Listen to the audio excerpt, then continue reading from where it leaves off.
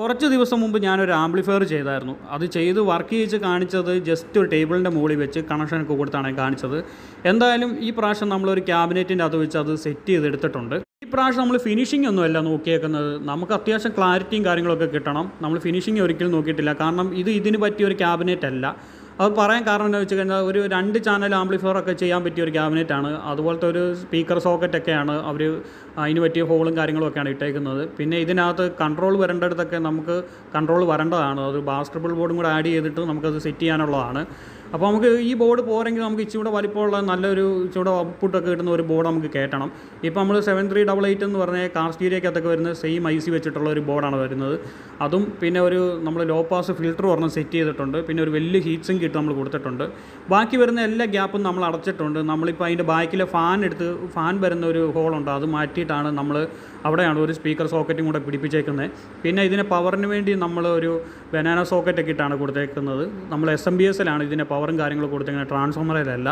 അപ്പോൾ നമ്മൾ ചെറിയ 2 സ്പീക്കർ നമ്മൾ കണക്ട് ചെയ്തിട്ടുണ്ട്. പിന്നെ ഒരു സബ് വൂഫറുമായിട്ട് കണക്ട് ചെയ്ത് കൊടുത്തിട്ടുണ്ട്.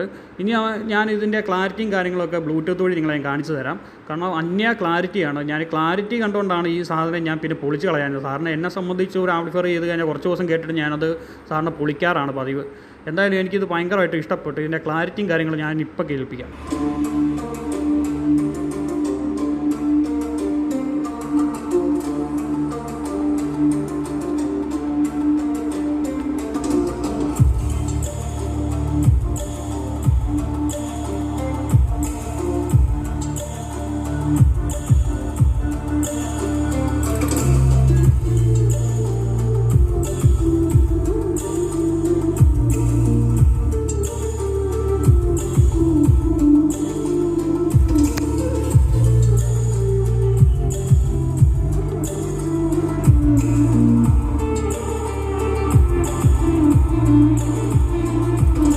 ചെയ്തത് ഭയങ്കര സെറ്റപ്പ് ഒന്നും അല്ലെങ്കിലും അത്യാവശ്യം നല്ല ഔട്ട്പുട്ട് കിട്ടുന്ന ഒരു ബോർഡ് തന്നെയാണ് 7388.